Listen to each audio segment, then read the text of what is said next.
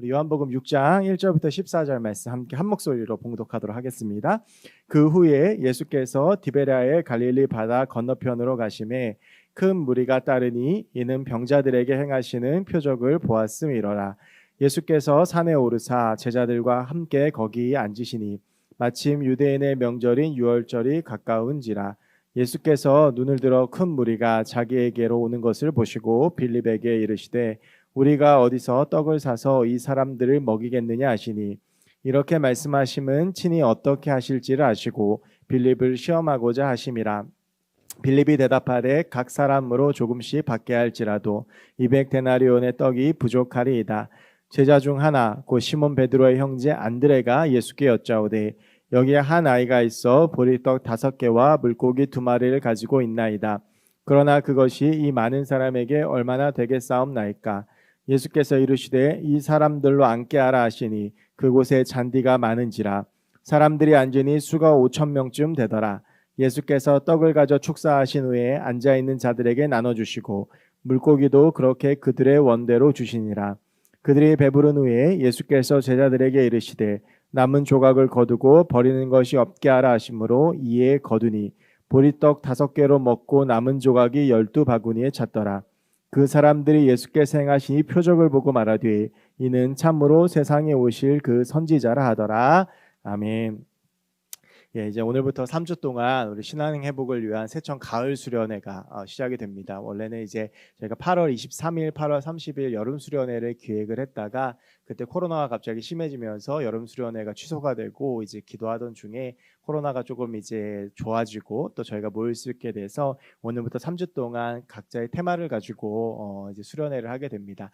이제 오늘은 그 첫 시간으로 제가 그 설교 중에도 가끔 말씀드린 적이 있는데 인도에서 사역하시는 조용 선교사님께서 말씀을 전해 주실 텐데요. 잠시만 제가 이제 소개를 해드리면 우리 조용 선교사님은 지금 이제 인도 선교사로 가신 지는 4년 되셨습니다.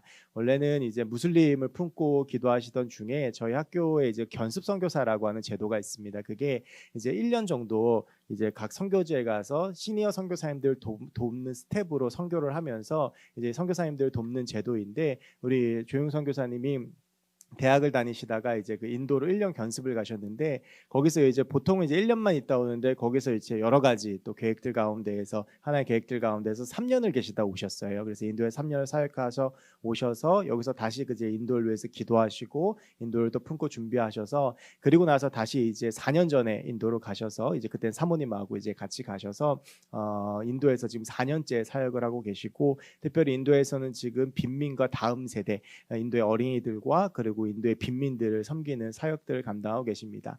우리 조영 선교사 원래 이게 선교사라는 게 파송교회가 있습니다. 그래서 이 파송교회는 선교사를 파송해주고 그 선교사님들의 사역을 책임지면서 일정 부분의 생활비와 사역비들을 대주면서 선교사님들이 안정적으로 사역할 수 있게 해주는 것인데 우리 조영 선교사님은 그런 이제 파송교회를 구하지 못한 채로 이제 선교를 가셔서 보통 그러면 안 가거든요. 근데 이제 제가 늘 말씀드리는데 사모님이 더 대단하신 것 같아요. 그래서 같이 가셔서 지금 파송교회 없이 거의 자비량으로 그리고 또 여러 이제 채널을 통해서 조금씩 후원을 받으시면 참 어렵게 사역을 하고 계시는데요. 이번에 코로나로 인해서 또 한국에 들어오시게 되셨고 한번 꼭 모시고 싶었는데 어떻게 또 이렇게 시간이 잘 맞아서 들어오시게 되셨고 지금 이제 사모님하고 그리고 5살 수아 그리고 3살 아라 이렇게 2딸이 있는데 그 딸들 이제 같이 지금 한국에 들어와서 다시 이제 가려고 기도하고 준비하는 가운데 있습니다. 아마 좀 많은 도전이 될 것 같고 또 우리 조영 선교사님은 그 목사님이 아니십니다. 저희 신학교 후배긴 한데 이제 그게 여러 가지 이유들도 있었는데 그 중에 가장 큰 이유는 이제 목사라는 직분이 무슬림이나 힌두교 선교하는데 썩 도움이 되지 않아서 지금까지 아직 안수를 받지 않으시고 지금 평신도 사역처럼 이렇게 사업 비즈니스 선교하고 함께 뭐 이제 커피숍도 하시고 또 빈민 돕고 이런 지금 사역들 하고 계시는 그런 아주 귀한 선교사님이십니다. 이제 오늘 나오셔서 인도 선교에 대한 이야기들 그리고 본인의 어떤 간증들 이런 부분들을 해주실 텐데 아마 우리 청년들에게 큰 도전과 은혜가 될 줄로 생각합니다. 우리 이 시간 우리 조용 선교사님 나올 때 조금 험상궂게 생기셨는데 굉장히 착한 분이십니다. 그래서 우리 우리 박수로 우리 뜨겁게 환영하도록 하겠습니다. 환영하겠습니다.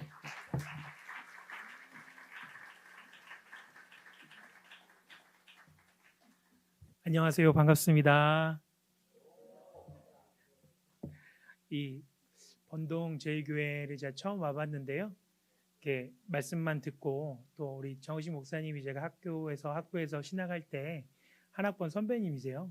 그래서 이제 친한 형이었죠. 그래서 되게 제가 좋아하고 존경하기도 하고 평소에는 이렇게 까불까불 이렇게 장난도 많이 치시다가 한 번씩 굉장히 진지하고 충격적인 이야기를 던져놓고 이렇게 가요.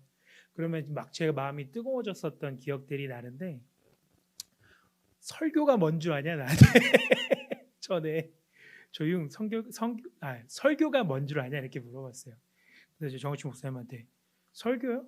목사님이 하나님 말씀 전하는 게 설교죠 그랬더니 야 설교는 말이야 하나님의 살아있는 그 말씀이 설교자의 삶 가운데로 들어와서 설교자의 그 심장을 펌핑해가지고 뛰게 만들고 그 심장을 통해서 온 혈관을 돌아서 온 몸에 완전히 체화된 그 하나님의 말씀이 다시 입으로 선포됐을 때 다시 누군가의 가슴을 뛰게 하는 게 그게 설교야 이렇게 말하시더라고요.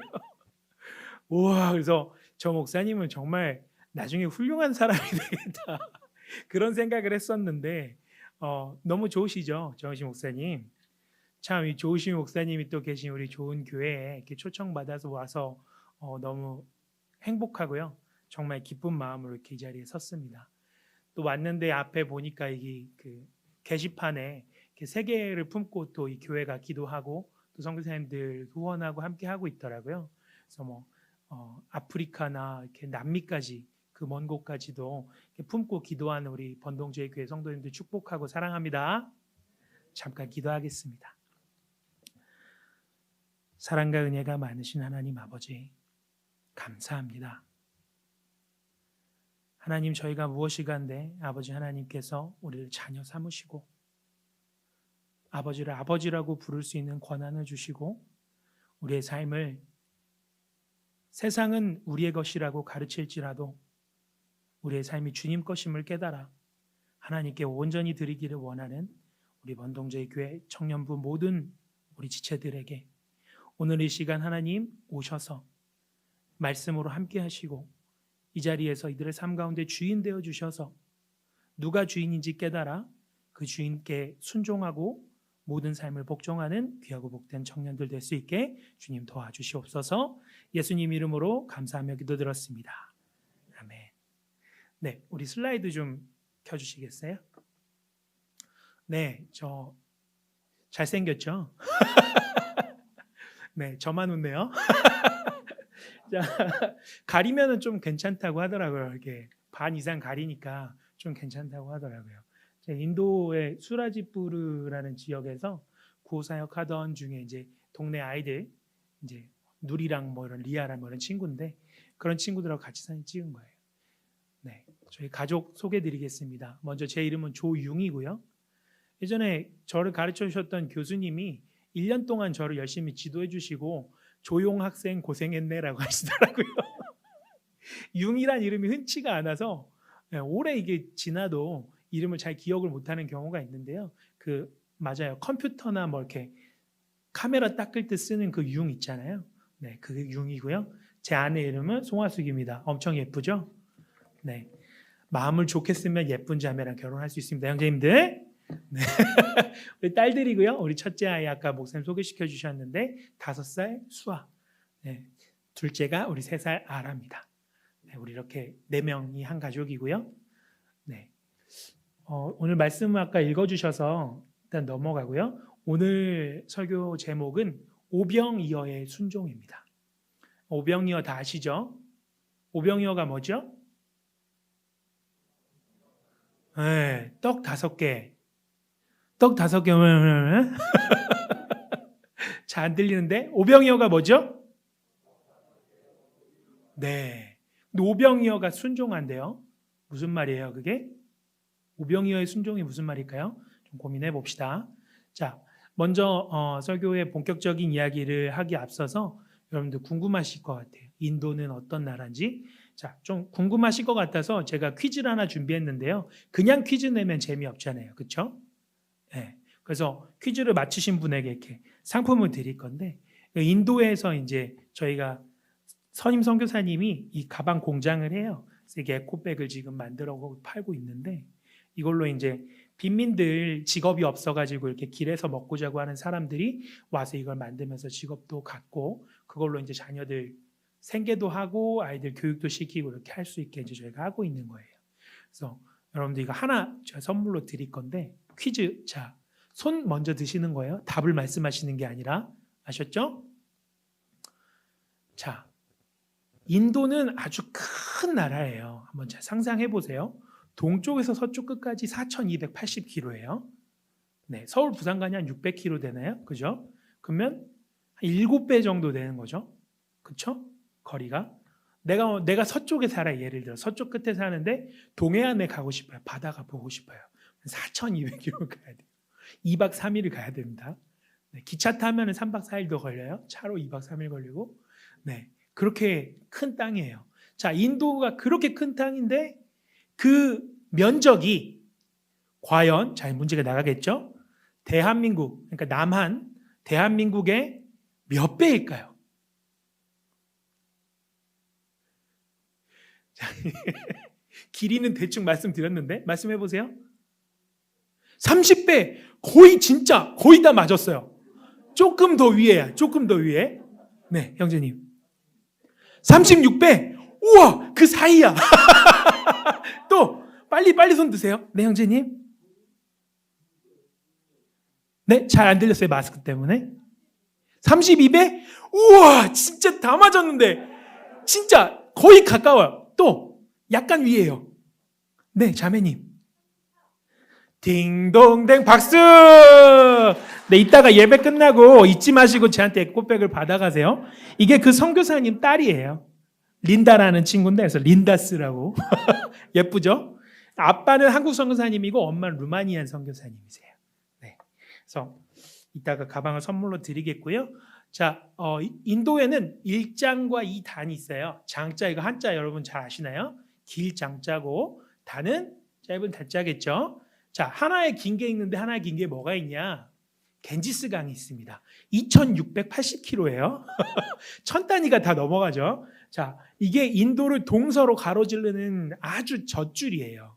그래서 이제 이 강가를 주변으로 많은 문명들이 일어났고 여기에서 이제 많은 사람들이 살고 있는데 이게 이제 시바신 축일에 사람들이 이제 모여가지고 이제 그 강 주변에서 강가라는 게 이 강가라는 말이 아니고요. 겐지스 강을 힌디어로 강가라 그래요. 강가. 네, 이 강가라고 하는데 여기서 이렇게 사람들이 이렇게 모여서 그 신을 이렇게 우상을 섬기는 거죠. 그런 장면이고요. 이때 모인 인구가 2,800만이라고 그러는데 우리나라 인구의 절반이 넘죠. 네, 한 도시, 바라나시라는 도시예요. 네, 그 두 개의 짧은 게 있습니다.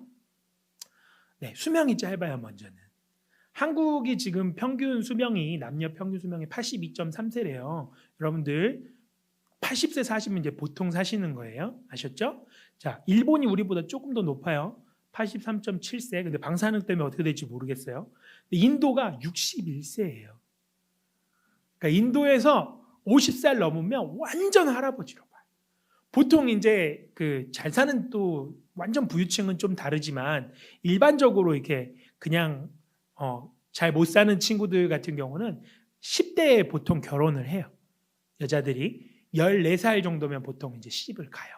그러면 14살인데 내가 애를 낳잖아요. 15살에 예를 들어서 14살에 바로 임신해서 15살에 애를 낳았어요. 엄마가 됐죠. 그러면 걔가 또 14살에 또 시집을 가요. 예를 들어서. 그러면은 애를 또 낳죠. 그럼 몇 살에 할머니가 됐어요? 네, 30이면 할머니예요. 자, 여기 혹시 30대. 네, 인도 오시면 할머니예요. 네, 오 마이 갓. 그러면 45세 됨 정도 되면은 진짜 빠르면 증조 할머니 될 수 있어요. 네, 근데 수명이 짧기 때문에 결혼도 빨리 하고 또 이 여러 가지 그 건강에 저해되는 요소가 너무 많아요. 네, 그래서 이제 수명이 짧습니다. 또 하나 이제 인도 사람들이 짧은 게 가방끈이 짧아요. 무슨 말이냐면 국민 100명 중에 40~50명이 글을 못 읽어요. 네, 자기 이름을 못 써요. 초등학교 졸업하는 인구가 전체 인구의 40%예요. 그러니까 10명 중에 6명은 초등학교를 못 나오는 거예요. 네, 왜 그러냐면 여러 가지 이유가 있죠. 생활고도 있고요. 교육에 대한 인식이 낮고요. 자녀를 많이 낳아요. 한 집에서 막 13명씩 난단 말이에요. 그럼 13명 학교를 다 보내려면 부모가 힘들겠죠. 그래서 이제 옛날에 우리 부모님 세대나 그 전에 그랬던 것처럼 그 중에 좀 똘똘한 놈 혹은 장남 이렇게 밀어줘요. 다른 동생들이 열심히 나가서 일을 해서 돈을 벌어서 형을 뭐 누나를 이렇게 지원을 하는 거예요. 예를 들어서 인도 문맹률은 세계 200개 국가 중에 조사했을 때 13위 수준으로 매우 높습니다. 진짜 좀 충격적이었어요. 그러니까 자기 이름을 못 써요. 그러니까 서명을 당연히 못 하겠죠. 그래서 뭔가를 이제 서로 확인하는데 이거를 받았다고 확인해 주세요. 그래서 뭐 이렇게 사인해 주세요. 그랬더니 자기는 펜으로 뭘 써본 적이 태어나서 한 번도 없다고 40대 아저씨가 그 얘기하시더라고요. 그래서 이름이 뭐예요? 그랬더니 이름이 뭐래요. 그래서 제가 그거를 힌디어로 이렇게 적어줬어요. 그랬더니 이게 내 이름이냐면서 하나만 더 적어달래요. 여기다가. 그래서 적어줬어요. 자기 이름이라면서 좋아하면서 가져왔어요. 네. 인도는 그런 곳입니다. 네, 저희가 있는 지역은 인도의 수도가 어디죠? 네, 뉴델리죠. 뉴델리에서 되게 가까운 곳이에요. 보니까 저희가 있는 지역은 노이다라는 지역인데 델리랑 되게 가깝죠. 네, 차로 2시간 정도 걸립니다. 네, 가까운 거죠. 네, 인도에서 엄청 가까운 거예요. 자, 이곳은 어떤 곳이냐면 델리의 동쪽 외곽에 이제 위치한 위성 도시고요. 뉴 오클라 산업 발전 기구의 약자예요. 인도 정부에서 전략적으로 이 IT 산업 단지로 키워야겠다라고 이제 해서 공장들이 엄청 들어왔어요. 다국적 기업이나 뭐 큰 이제 뭐 생산 공장들 굉장히 많이 들어와 있고 또 교육 기관들도 이제 속속들이 이제 들어오고 있고 거의 주거 지역이랑 공단 지역밖에 없는 그런 지역이에요.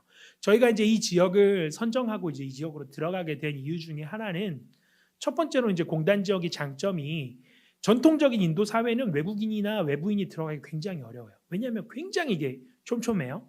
이게 관계가. 그래서 거기를 파고 들어가기 굉장히 어려워요. 거부를 심하게 해요. 근데 이 공단 지역은 특징이 외부에 있는 많은 지역에 있는 사람들을 일자리를 준다고 해서 불러들여요. 그래서 재미있는 게 이 동네는 인도가 이제 언어가 공식적으로 그 문자가 있는 언어가 17개거든요. 자기들끼리 말이 안 통해요.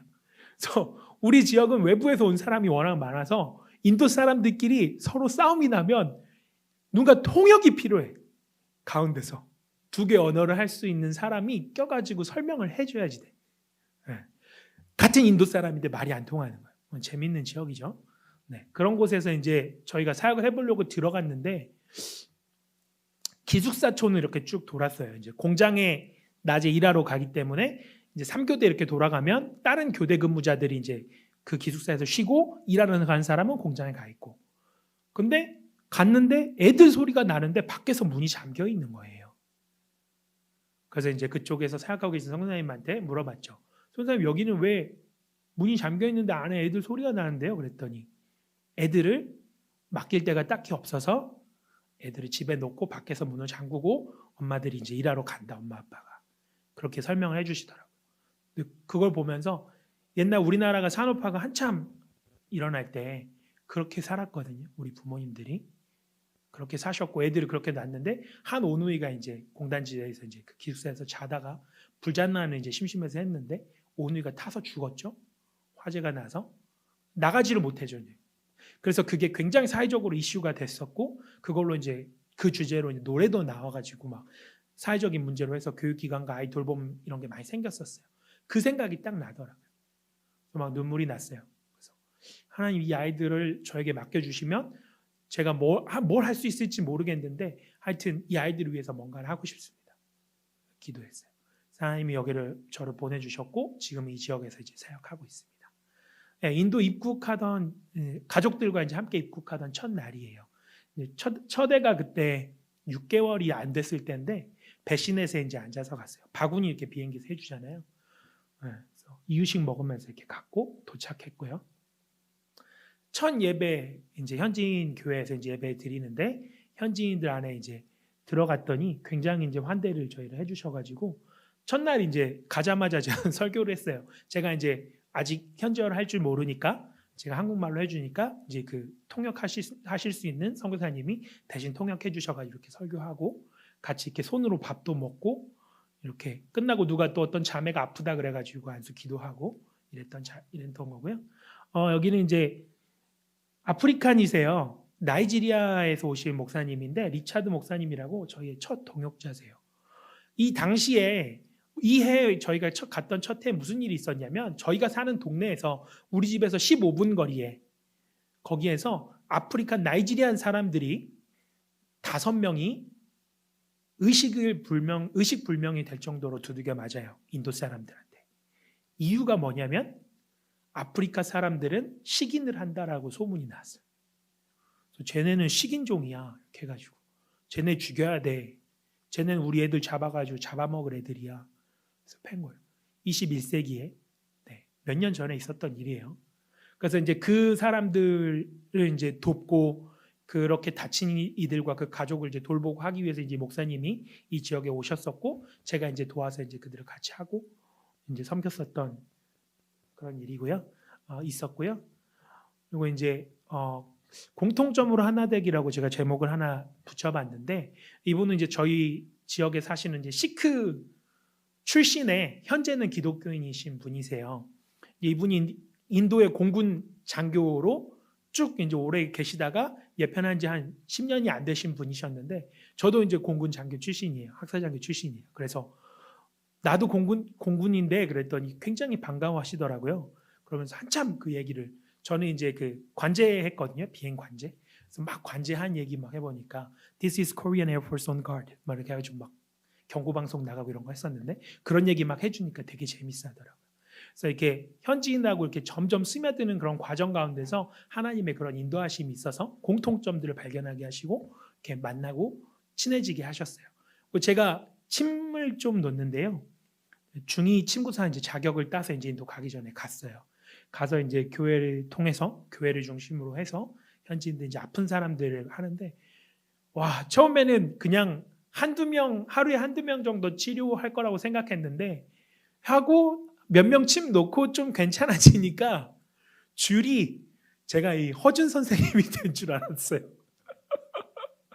워낙 이제 의료나 이런 것들이 낙후돼 있고 접근성이 안 좋기 때문에 인도는 이제 의료비가 무료예요. 이제 국립병원에 가면 무료인데 문제는 무료니까 사람이 많이 오겠죠. 그러니까 아파서 갔는데 줄 서 가지고 3일째 기다리다가 다 나아가지고 집에 돌아가는. 혹은 병원 복도에서 죽는 경우도 많아요. 네. 그래서 이제 제가 이렇게 침술 놓으니까 이제 한국 사람들은 침을 많이 맞아봤잖아요. 근데 이제 인도 사람은 침이란 게 너무 생소한 거야 이게. 그러니까 믿어지지도 않고 첫 번째로, 두 번째로는 이 침 긴 거를 내 몸에 이렇게 찌른다 그러니까 너무 무서운 거야. 그래서 막 다 큰 저런 남자 청년이 막 이렇게 막 땀을 흘리면서 벌벌벌벌 이렇게 떠는데 우와. 그래서 이런 식으로 이제 저희가 계속 이제 접촉점을 늘려가기 위해서 이제 이런 것들을 했고요. 그 다음에 이제 마을 전도를 하는데 여기 오른쪽 상단에 있는 이 남자 이제 무슬림인데 이 릭샤 운전기사 하는 친구거든요. 이 친구 누구 안 닮았어요? 누구 안 닮았어요? 내가 그래서 너네 혹시 헐리우드 배우 중에 윌 스미스라고 너 혹시 알고 있니? 그랬더니 모른대. 너랑 똑같이 생겼어. 그래 그렇게 해서 이제 좀 친해진 친구고요. 이제 마을에 여기 이제 마을이라고 해봤자 이제 천막으로 돼 있는 이제 그런 곳인데 이런 마을에 이제 전도하러 다니는 이제 사역이 가는 이제 장면이에요. 근데 이제 이런 사역은 제가 이제 메인으로 하는 사역은 아니고 접촉점을 늘리기 위해서 다양하게 이제 시도해보고 있는 사역들이고요. 제가 메인으로 하고 있는 사역은 영어를 가르치는 일입니다. 네.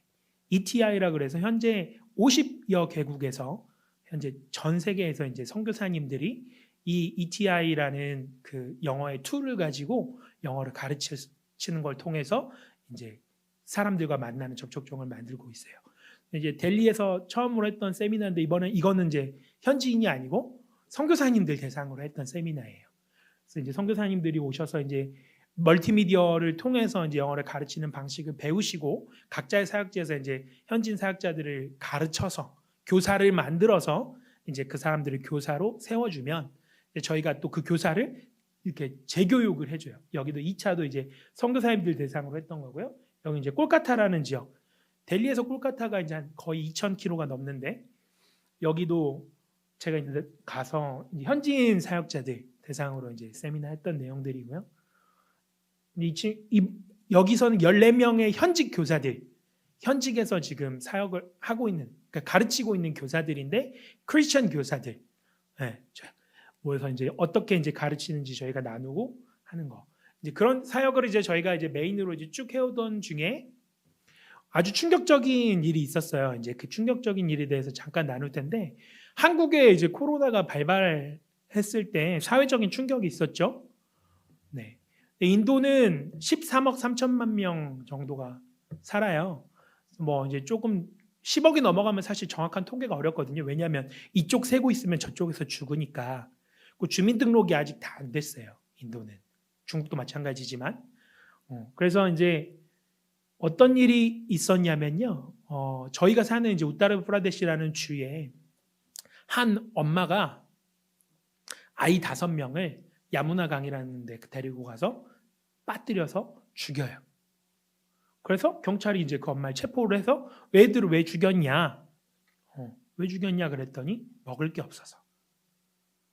코로나 충격이 딱 오고 하루 만에 이제 모든 공장이며 모든 시설이 완전히 다 락다운이 되고 모든 사람이 집 안에만 있어야 되고 사람들이 거의 하루 벌어 하루 먹는 일용직 인구가 60%가 넘는데 그렇게 딱 충격이 오니까 사회가 울렁하는 거야, 진짜로.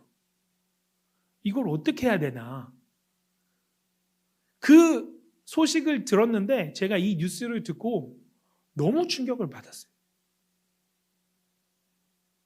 그 충격이 너무나 커서 순간 아무 생각도 안 났는데 하루 종일도 아무리 뭘 생각해도 뭘 어떻게 해야 될지를 모르겠는 거예요.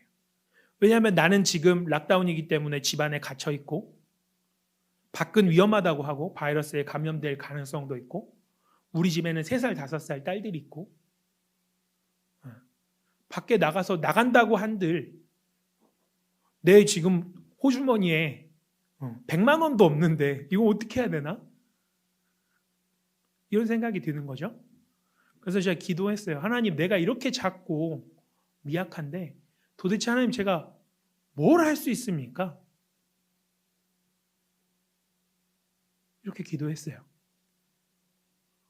오늘 말씀해 보니까 5절에 예수께서 눈을 들어 큰 무리가 자기에게로 오는 것을 보시고 빌립에게 이르시되 우리가 어디서 떡을 사서 이 사람들을 먹이겠느냐? 빌립이 얘기하죠. 사람이 너무 많아요. 어떻게 해야 되나? 도대체 어디서부터 손을 대야 될지 보이지가 않는 거예요. 그때 예수님이 뭐라고 빌립한테 이제 어떻게 하냐고 이제 물어보는 거죠. 어떻게 이 사람들을 먹이겠냐? 그러니까 빌립이 듣고 좀 충격에 빠졌을 것 같아요. 저처럼. 근데 성경이 뭐라고 얘기하냐면 이렇게 말씀하신 것은 친히 어떻게 하실지를 아시고 빌립을 시험코자 하심이라. 아멘. 예수님은 답이 있으셨다는 거예요. 네. 제자들은 답이 없었지만 예수님은 답을 가지고 있으셨다는 거예요. 하나님은 무엇이든 하실 수 있는 하나님이 맞으십니까?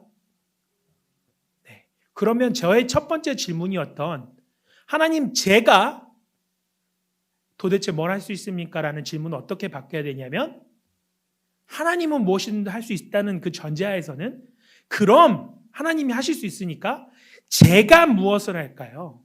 네, 이렇게 바뀌어야지 맞는 거죠. 이해가 됩니까? 이게 차이점이 이해가 되세요? 네. 7절 말씀에 보니까 빌립이 대답하되 각 사람으로 조금씩 받게 할지라도 200데나리온의 떡이 부족하리이다. 200데나리온이 있어서 그 떡을 사온다고 해도 그것도 부족한데 어디서 그 떡을 누가 갑자기 만들어가지고 떡을 갑자기 사고 싶으면 다 살 수 있습니까? 그것도 아니죠. 제자 중 하나 곧 시몬 베드로의 형제 안드레가 예수께 여짜오되 근데 예수님 여기 한 애가 있는데 보리떡 5개와 물고기 2마리를 가지고 있나이다. 이 믿음이 참 저는 대단한 것 같아요. 이걸 뭘 뒤밀어. 그렇잖아요.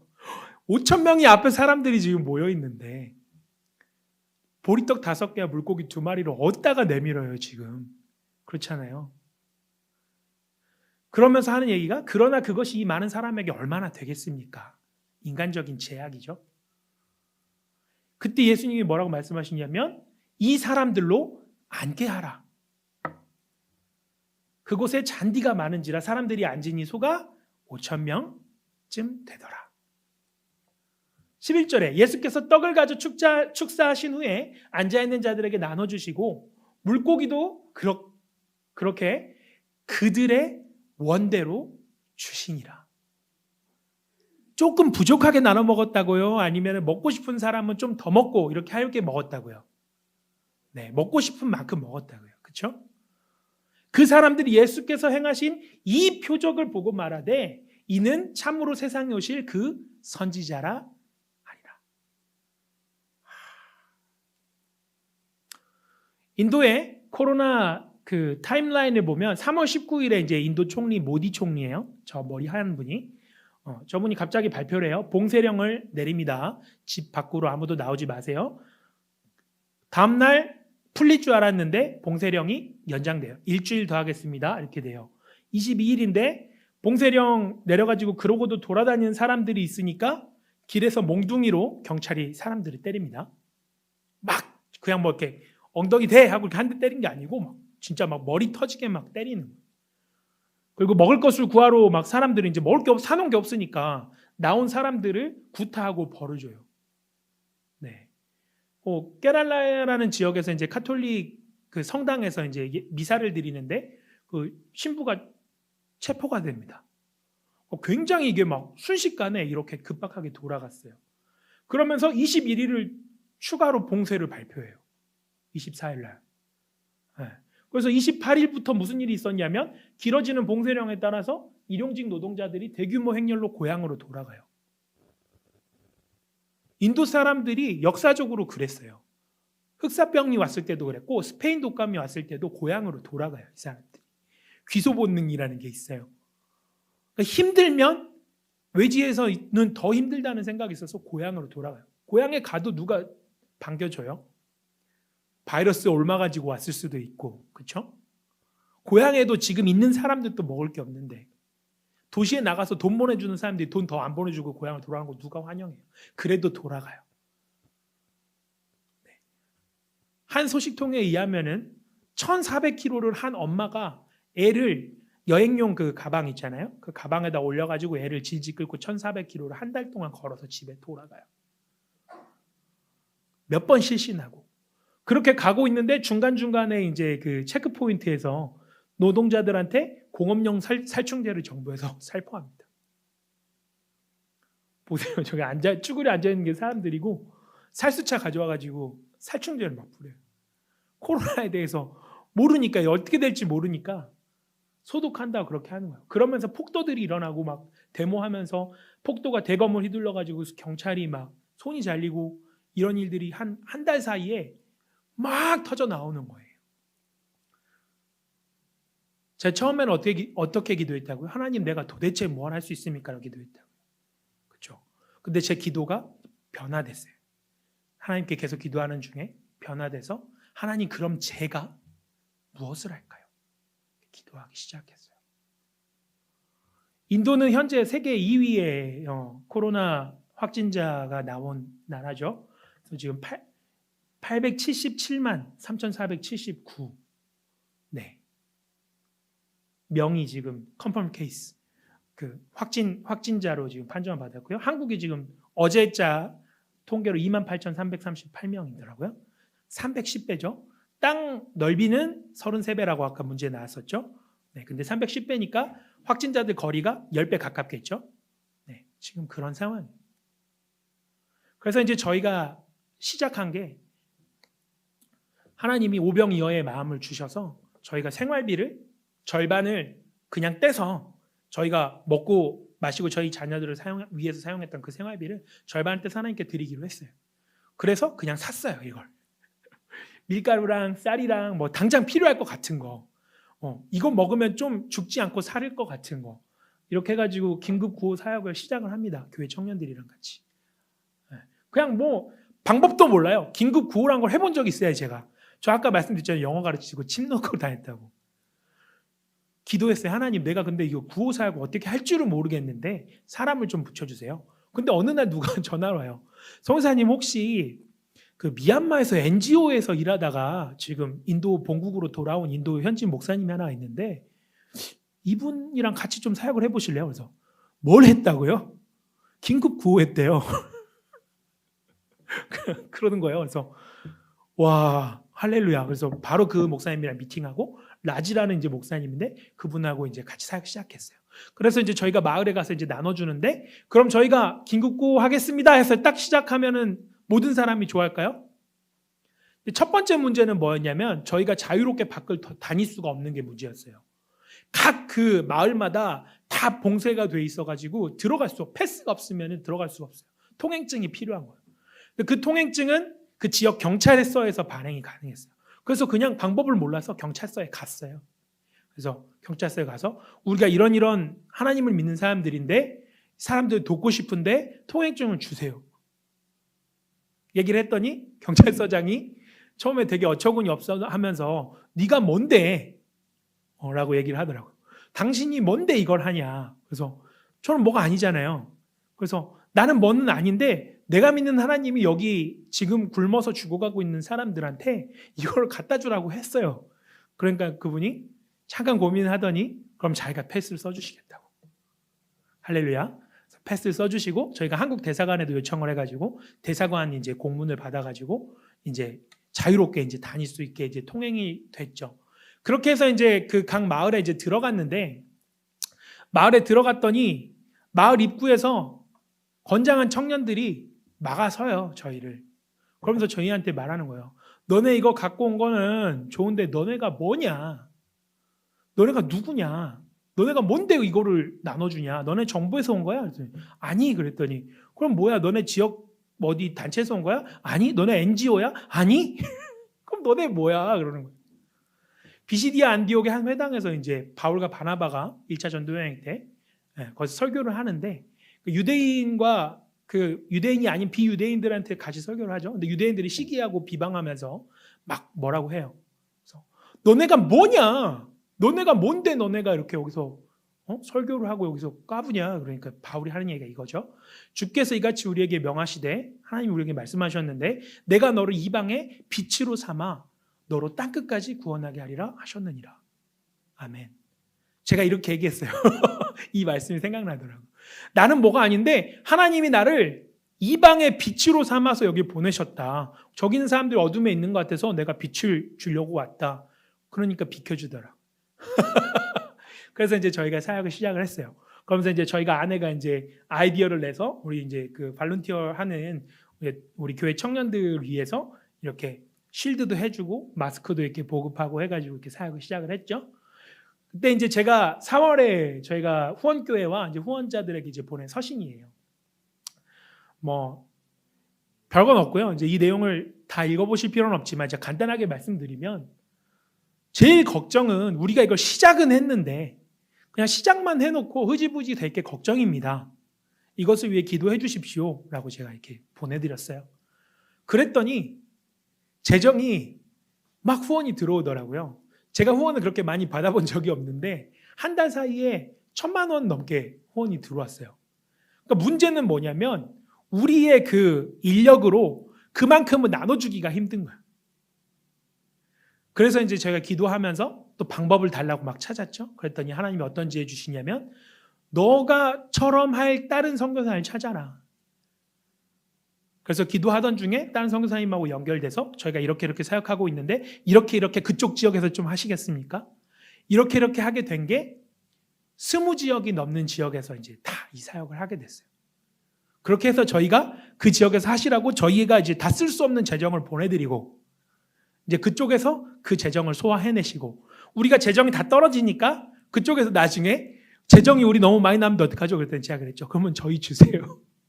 그래서 저희가 또 받아다가 사역하고, 이렇게 해서 한 6개월 정도 재밌게 이렇게 사역을 했어요. 나눠준 것도 이런 건데 첫 번째 통밀가루 10kg, 쌀 5kg, 콩 2kg, 소금, 콩고기, 고춧가루, 강황, 기름, 빨래비누, 목욕비누, 아이들 간식 이렇게 나가는데 이게 패키지가 한 팩에 이렇게 한 패키지가 다 해서 10,000원이에요.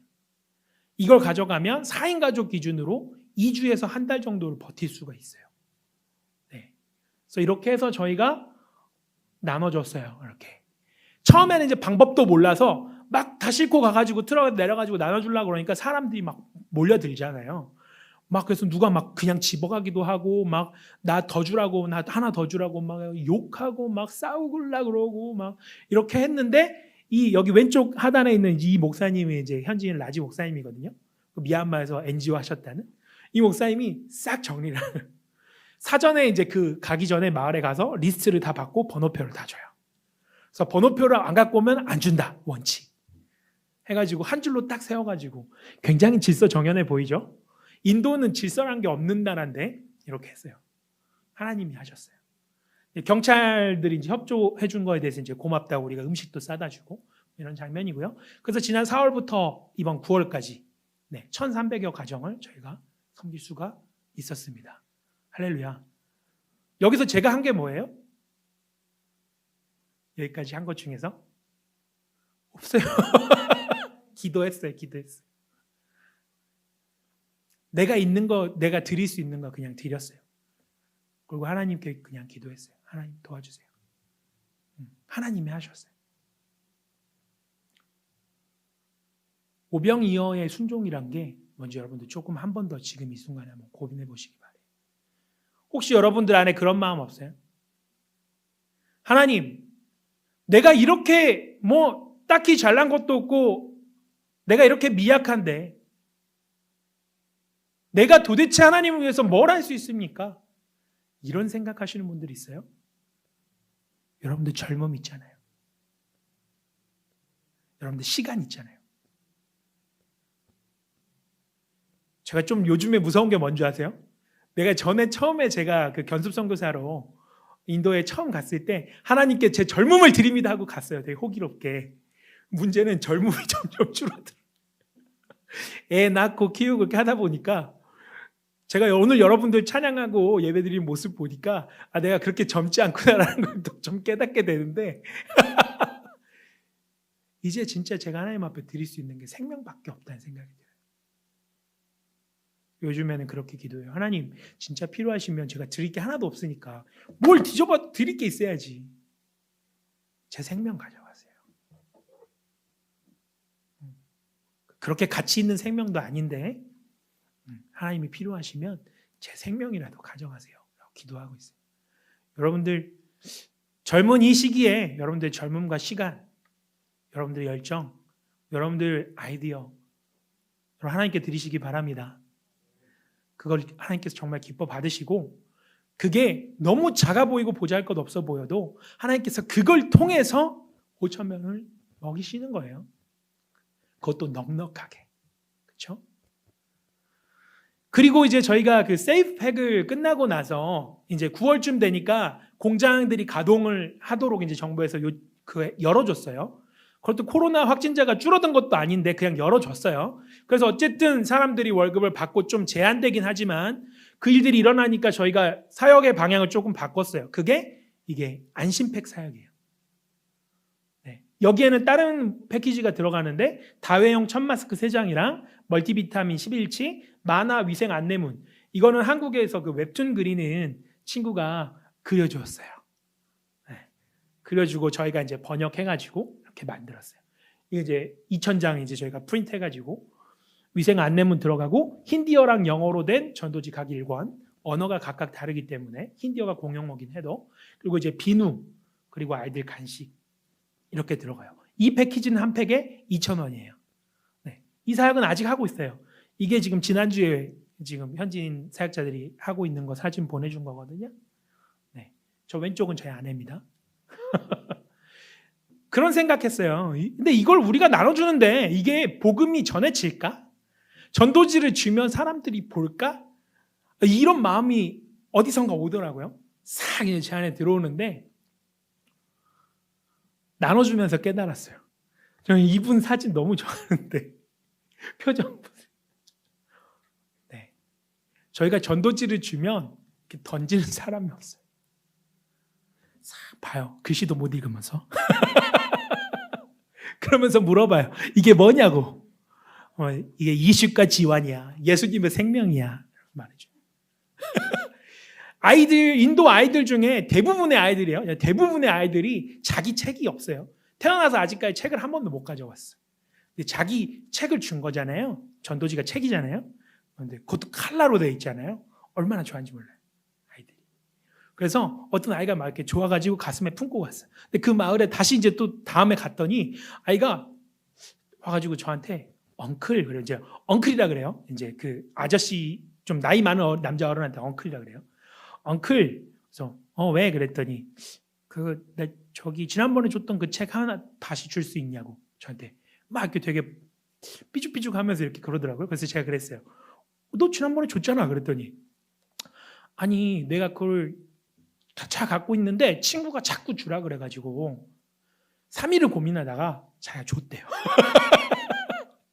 근데 이제 자기가 없으니까 너무 그게 슬픈 거야. 그래가지고 저한테 하나만 더 줄 수 있냐고. 그래서 그 친구한테 10개 줬어요. 다른 친구들하고 나눠서 봐라. 전도지가 여러분 인생을 바꿀 수 있을까요? 전도지를 받고 복음이 전해질까요? 진짜로? 저는 그렇다고 생각해요. 복음이 전해온 한국 교회의 역사를 봐도 말씀 자체가 사람을 변화시킨 역사들이 있었죠. 그런 것처럼 우리가 전해주는 이 만화 전도지가 별거 아닌 것 같지만 이게 한 명의 인생을 바꾸고 그 인도에서 한 명의 영적 지도자가 나옴으로 인해서 그 땅이 뒤집힐 수 있다고 저는 믿어요. 그렇게 생각하면서 이거 줘요. 그리고 누가 안 받잖아요. 그러면 예를 들어서 제가 오토릭샤를 탔어요. 이제 대중교통 수단이죠. 조금은 산발이 오토바이 같은 거 탔어요. 저는 내릴 때 이제 줬는데 안 받아요. 그러면 쓱 놓고 내. 식당에 갔어요. 줬는데 안 받아요. 그러면 나올 때 놓고 나오네. 그러면서 기도하죠. 하나님, 이 전도지 누군가 보게 해주세요. 보고 예수님 만나게 해주세요. 하고 나오죠. 제가 이제 사역하는 현장의 모습을 좀 비디오로 담았어요. 약간 부끄러운데 제가 노래를 제 목소리로 녹음을 해가지고 노래를 지우고 갖고 올까라고 계속 고민하다가 그냥 갖고 왔는데 제 마음을 담은 찬양이에요. 제가 인도 가서 그런 느낌이 제일 많았거든요. 참 내가 이 땅을 위해서 해줄 게 없다. 뭐도 좀 많이 준비해서 왔으면 좋은데 참 내가 빈손으로 왔구나. 그런데 이 빈손으로 아무것도 없이 온 나를 통해서 하나님이 일을 하시는구나. 그런 생각했어요. 그런 마음 담은 찬양인데요. 같이 나눴으면 좋겠습니다.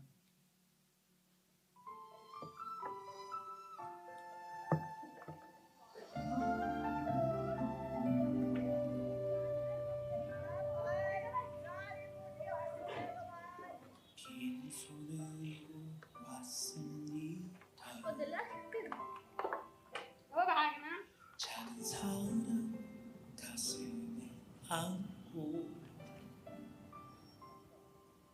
순종하며 왔습니다. 가슴이 움직이는 대로 이곳에 왔습니다. 나를 버리고 내려올 때 내 넘치는 사랑을 보았습니다. 작은 술중에 하늘 문을 여시는 그 사랑의 눈물을 흘립니다. 나 이제 이곳에 살아갑니다.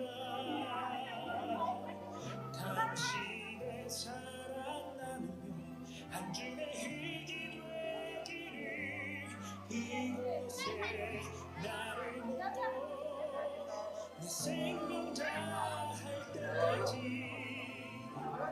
떠나지 않습니다. 사랑 꽃 피울 때까지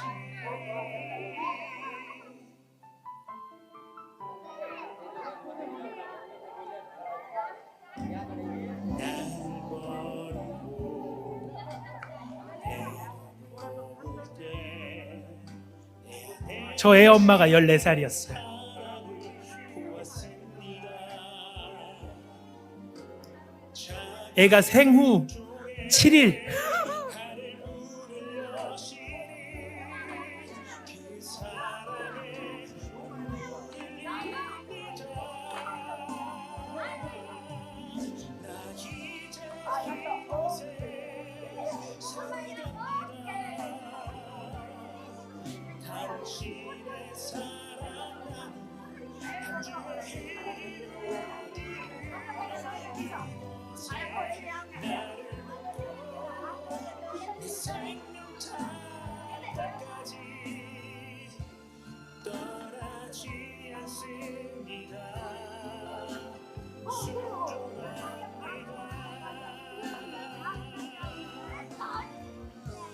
이 땅에 하늘의 사랑을 심고 생명의 꽃들이 피어날 때까지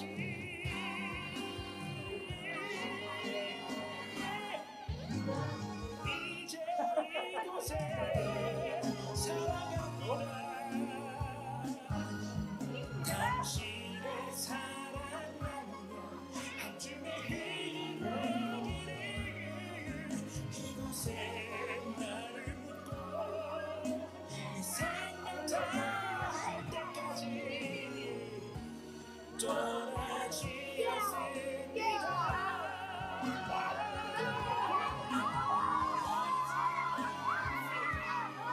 사랑합니다. 사랑합니다. 한 줌의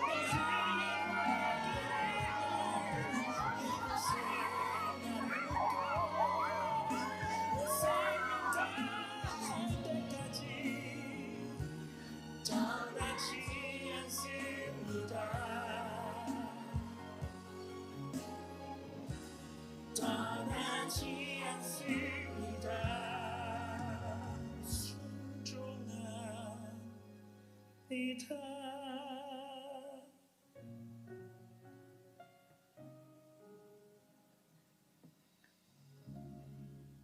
네, 좀 현장을 보시니까 느낌이 어떠세요?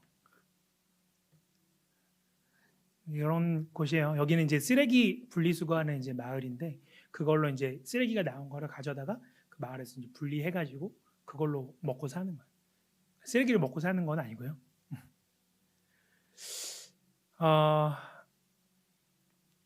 처음에 하나님이 저를 선교사로 부르시기에 앞서서 저는 선교에 대해서 굉장히 회의적인 사람이었어요.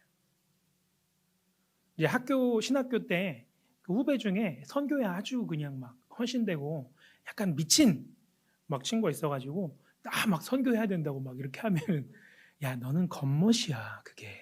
제가 이렇게 말했던 사람.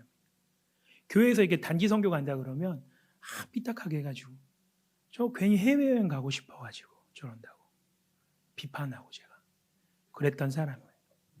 그런데 어느 날 그 총신대 다니던 선배가 한 명이 저한테 형이 이제 친한 형이죠. 형이 저한테 융아 이번에 몽골 단기 선교 가는데 기도하는데 하나님이 널 데리고 가라 그러시네.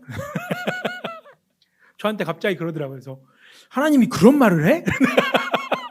그럴 리가 없는데 나를 잘못 들은 거 아니야?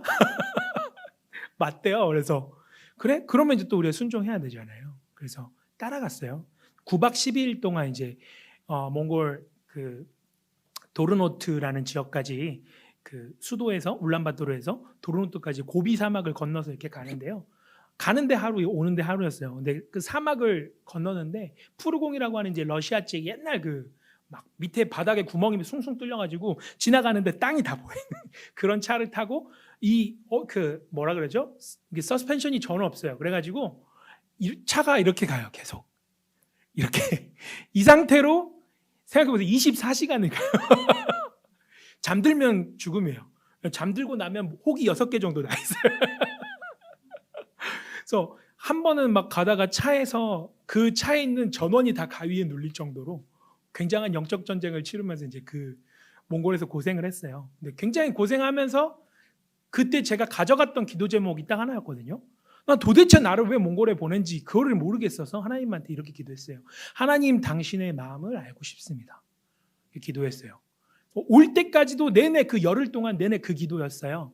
근데 이제 떠나오기 전 마지막 날 그 울란바토르에 제일 큰 이제 그 라마불교 사원이 있는데 거기 뭐 16m짜리 금 불상이 있대요. 그래서 그걸 보여주겠다고 우리 막 데리고 간 거예요. 우리 팀을.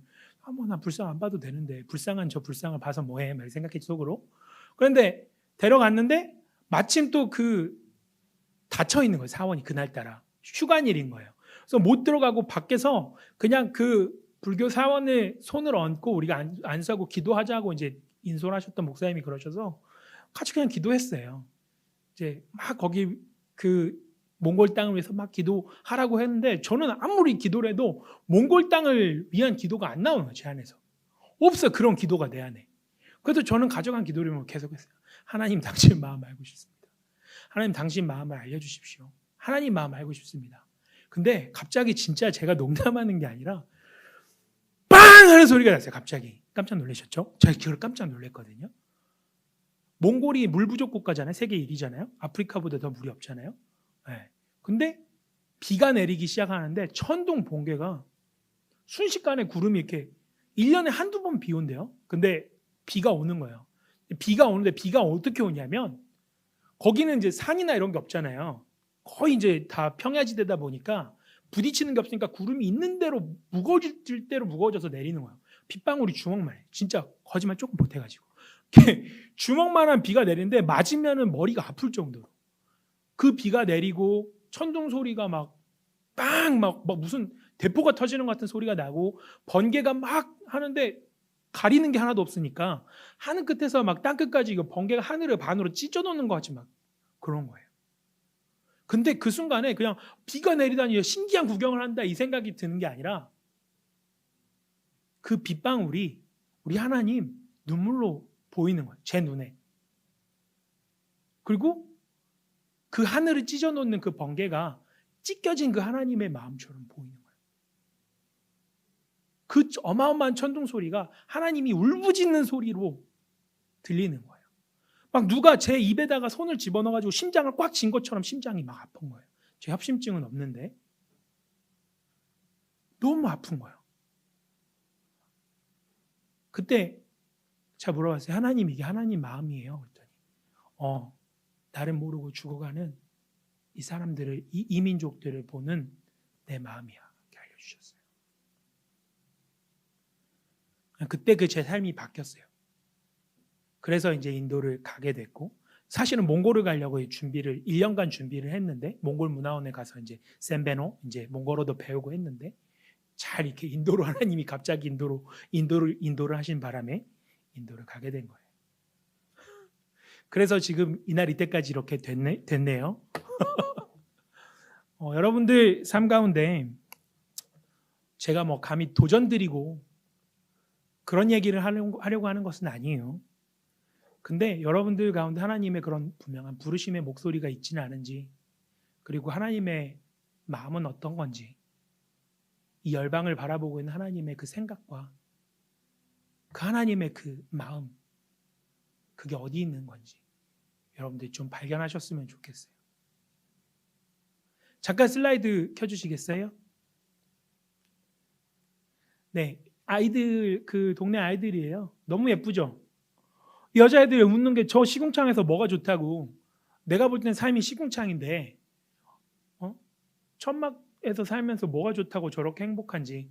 우리가 사탕 하나만 줘도 저렇게 행복한데. 그래서 저 아이들 때문에 이제 저러고 살거든요. 네. 저 머리에 뭘 쓰고 있는 거예요?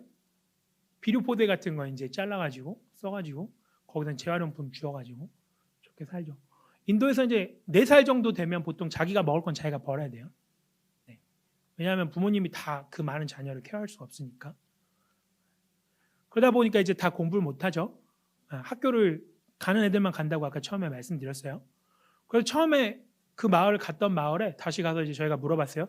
이번에는 우리가 초콜릿을 가져갔는데 다음번에는 어떤 거 가져갈까? 저는 간식을 물어봤어요. 근데 그 친구가 뭐라 그러냐면 공부 가르쳐 주세요. 어? 한국 애들 어때요? 초등학생들 공부하고 싶어요? 여러분 공부하고 싶어요?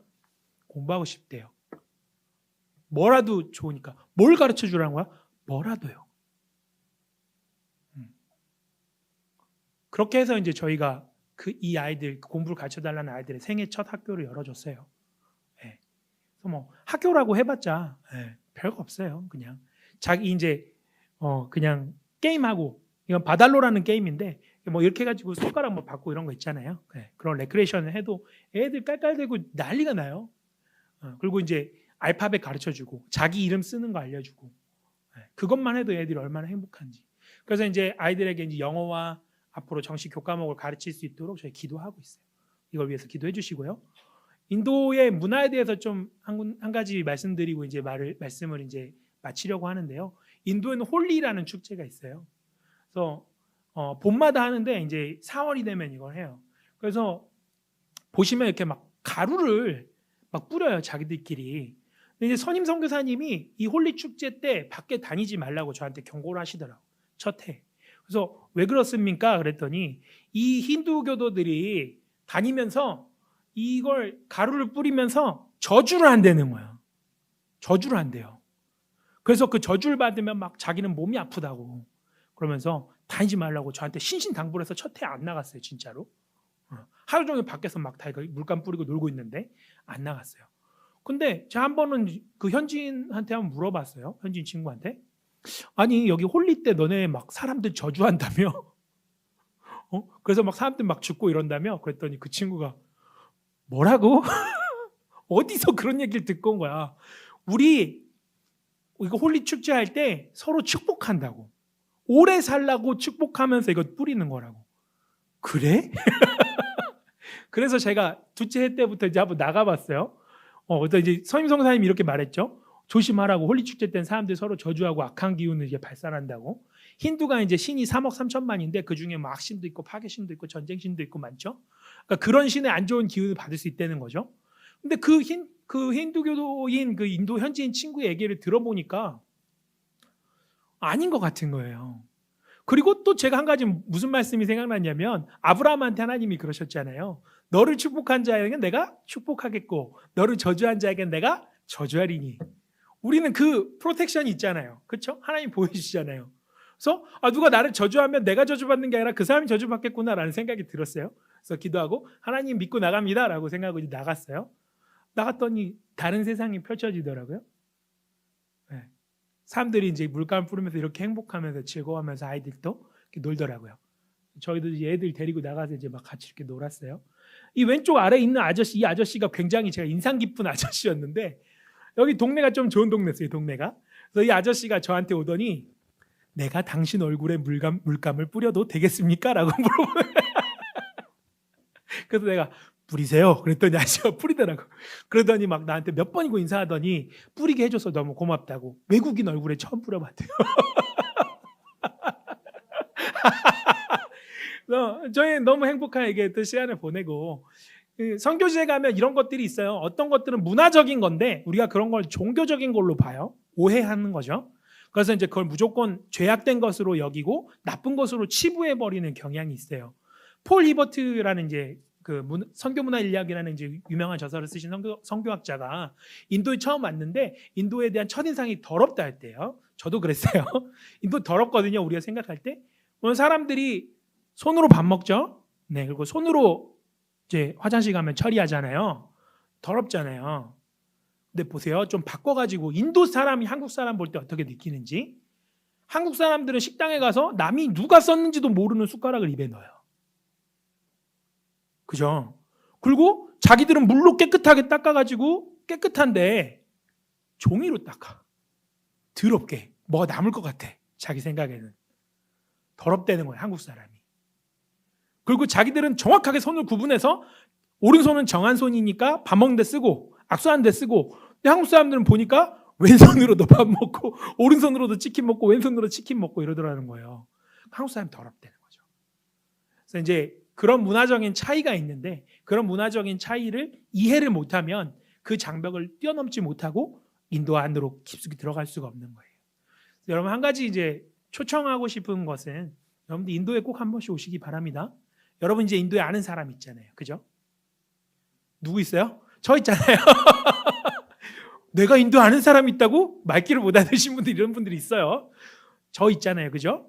꼭 정의식 목사님이랑 같이 안 오셔도 되니까 오셔서 우리 청년 때 인도에서 좀 새로운 문화를 경험하면서 또 영어도 배울 수 있고 영어로 또 가르쳐 보기도 하고 또 사역하고 싶으신 분들이 있다면 목사님 통해서 말씀해 주시면 저희 기도하면서 준비하고 여러분들 또 초청할 수 있도록 할게요. 여러분들 많이 도전하셔서 오셨으면 좋겠어요. 여기 맨 오른쪽에 있는 자매가 제 이제 촌수로 따지면 8촌이긴 한데 이제 동생이에요. 이제 와서 한 반년 정도 와가지고 인도에서 지내면서 새로운 것들 배우고 영어도 배우고 이제 하고 사역도 같이 돕고 이제 하면서 돌아갔어요. 수빈이라는 자매인데 너무 이제 인생에서 이제 한 페이지를 좀 멋지게 장식한 것 같아요. 그래서 이제 여러분들도 여러분들의 그런 부르심이 있는 것 같다면 선교적 부르심이 있는 것 같다면 선교지 오셔서 직접 경험하시고 또 해보셨으면 좋겠어요. 혹시 단기 선교 가보신 분? 오, 되게 많네요. 거의 절반인데? 오, 앞으로 갈 계획이 있으신 분? 모르죠. 지금 인도도 현재 비자 업무도 없고 비행기도 지금 정기편이 안 들어가고 있어요. 그래서 앞으로 우리가 어떻게 될지 모르는 이런 상황 가운데 있습니다. 근데 그런 가운데서도 이 하나님께서는 여전히 인도를 사랑하시고 제가 이제 이 사진을 보면서 굉장히 계속 보게 되는 사진인데요. 제가 찍은 건 아니고 저희 동료 선교사님이 찍으신 거예요. 할아버지가 이제 자기 자녀를 이렇게 바라보고 있는 장면인데 그냥 저 이 사진을 계속 보고 있으면 계속 보게 돼. 하루 종일도 볼 수 있을 것 같아요. 그래서 제가 이제 좀 끄적여 봤어요. 네, 그림 실력 참 형편없지만 끄적여 봤습니다. 마지막으로 이제 그 인도의 문화 한 가지를 소개시켜 드리고 이제 끝내려고 합니다. 인도에는 랑골리라는 게 있어요. 각 집에서 이제 사람들이 가장 그 집에 나이가 많고 가장 이제 지혜가 있는 여성들이 이걸 그려요. 집 앞에다가 이게 그림을 그려요. 이게 신이 들어오게 하는 문이래요. 이 사람들 믿음에서는 이걸 잘 예쁘게 그려놓으면 신이 딱 보고 이 문을 통해서 자기 집으로 온다는 거예요. 신을 초청하는 거죠. 근데 내가 생각해 보니까 처음에는 제가 그런 마음이 들었어요. 우리 집 맞은편에 하필 우리 집 맞은편에 있는 그 집에서 아줌마가 이걸 엄청 잘 그리는데 매일 새벽에 나와가지고 그리는 거예요. 아, 저런 아주 그냥 우상 섬기는 짓을 저렇게 하다니 대적을 해야겠다. 그래서 제가 새벽 기도를 이제 시작을 했죠. 아줌마가 맨날 6시에 나가지고 그러니까 저도 이제 6시에 막 그때 찬양하면서 막 기도했어요. 막 말씀 큰 소리로 읽고 막 했어요. 그랬더니 이제 아줌마가 너무 시끄러웠는지 5시에 나가지고 이제 그리기 시작하더라고요.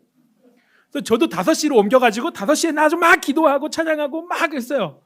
근데 아줌마가 새벽 4시에 하더라고요. 나중에는. 그래서 제가 새벽 4시까지는 도전을 못하고 이제 5시에 머무르긴 했는데 근데 어느 날 이 그림을 이렇게 지나가면서 쓱 보는데 그런 마음이 드는 거예요. 아, 이 사람들이 신을 기다리고 있구나. 신이 3억 3천만이나 있는데 힌두교에 참된 신이신 하나님을 모르니까 이 사람들이 진짜 참신 하나님을 만나려고 기다리고 있구나라는 생각이 들더라고요. 그래서 그 생각이 든 다음부터는 그 그림을 보는데 그전에는 아주 우상 섬기는 못된 짓거리라고 생각했던 그것이 하나님을 기다리는 거룩한 행위로 보이는 거예요. 그래서 그 아줌마한테 가서 전도지를 주고 나 예수 믿는 사람인데 당신 집에 예수님이 아침부터 저녁까지 계시다가 가시는 게 아니고 하루 종일 24시간 1년 12달 계속 당신네 집에 함께 계실 거라고 그렇게 하고 그분을 위해서 기도해 줬어요. 근데 그분이 이제 뭔 소린가 했죠. 그러면서 이제 제가 계속 교제하는 가운데 이제 그분에게 복음을 전하고 있어요. 응원해 주시고요. 오늘 이제 말씀을 맺기 위해서 이제 마지막 제가 한 말씀을 계속 끝낸다고만 얘기하죠, 제가. 한 말씀을 드리면 저는 선교사가 혹은 우리 성도들이 선교를 하기 위해서 뭘 해야 되는 줄 알았어요. 저는 그래서 막 침술도 배웠고요. 이 영어 가르치는 이것도 훈련받고 막 열심히 준비했어요. 그래서 제가 그렇게 열심히 뭘 하면 하나님이 그걸 사용하시는 줄 알았어요. 근데 제가 지나온 시간을 이렇게 보니까요, 제가 한 게 없어요. 제가 해야 되는 거는 그냥, 자, 질문 하나 마지막으로 드리면, 하나님이 조선교사가 없으면 인도 선교를 못해요? 못하세요? 해요. 하나님이 하세요. 전지전능하시잖아요. 하실 수 있으세요. 하나님이 하실 수 있는, 혼자 충분히 하고도 남음이 있는 그 선교에 저를 불러주신 거예요. 그 영광스러운 그 하나님의 선교를 보라고, 경험하라고, 그 자리에 나랑 함께 있고 싶다고 불러주신 거라. 제가 그걸 깨닫게 됐어요. 여러분들한테 그걸 나누고 싶었고, 여러분들을 초청합니다. 선교지로 초청하고요, 열방을 품고 기도하는 그 자리로 초청합니다. 마지막으로 말씀 하나 읽을 텐데요. 마태복음 28장 20절입니다. 제가 읽어드릴게요. 예수님이 모든 사역을 마치시고 제자들에게 마지막으로 부탁하시는 말씀이에요. 내가 이거 부탁할게. 내가 너희에게 분부한 모든 것을 가르쳐 지키게 하라. 볼지어다 내가 세상 끝날까지 너희와 항상 함께 있으리라 하시니라. 아멘. 하나님은 열방으로 여러분들을 초청하시고요, 그들과 함께 여러분들이 하기를 원하시고, 하나님께서 그 자리에 함께 세상 끝날까지 하시기를 원하고 계십니다. 시간에 우리 잠깐 함께 기도할 텐데요. 찬양팀 준비해 주시고, 먼저 제가 드리는 기도 제목은 여러분 스스로를 위한 기도 제목을 하나 드릴 거예요. 여러분 기도하실 때 오늘 이 시간에 하나님께 이렇게 한번 기도해 보세요. 하나님, 나를 위한 하나님의 계획이 있으신가요? 하나님, 내 삶이, 하나님, 나의 존재가 비록 이렇지만 하나님이 나를 향해 특별하고 놀라운 계획을 가지고 계신가요? 그렇다면 오늘 말씀해 주세요. 하나님, 하나님의 크고 놀라운 일을 이루시는데 하나님, 그럼 나는 무엇을 할까요? 그럼 나는 어떻게 하면 되나요? 오늘 이 시간에 이렇게 함께 하나님께 질문하면서 기도하며 나갔으면 좋겠어요.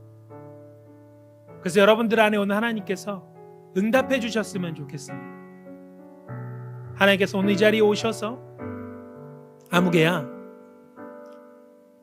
내가 너를 위해 이런 계획이 있다. 내가 나의 특별한 일에 너를 특별히 부르기를 원한다. 네가 이 일을 맡아줬으면 좋겠어 라고 하나님께서 말씀해 주실까? 오늘 시간 기대하는 마음으로 함께 기도하며 나가겠습니다. 기도합시다. 하나님 아버지, 그렇습니다. 우리 삶 가운데 아버지 하나님, 질문들이 있습니다. 아버지, 그 질문들 가운데 아버지, 우리 어떤 것들은 답을 얻지만 어떤 것들은 답을 얻지 못하고 나아갑니다. 그저 믿음으로 그 자리에 설 때가 있고 믿음으로 담대하게 나아갈 때가 있습니다. 오늘 이 시간 주님 앞에 질문합니다. 하나님, 나는 이 땅에 어떠한 목적으로 보내졌습니까? 하나님, 나는 이 땅 가운데 하나님의 어떠한 목적 가운데서 창조되어 보내졌습니까? 하나님, 나를 위해 어떤 계획들을 가지고 계십니까? 하나님, 말씀하여 주시옵소서. 오늘 이 시간 내 영 가운데 주님 말씀하시고 주님 살아계심이 내 삶 가운데 드러나기를 소망하오니 주님 역사하여 주시옵소서. 하나님 말씀하여 주시옵소서. 주여 하나님 원합니다. 주님.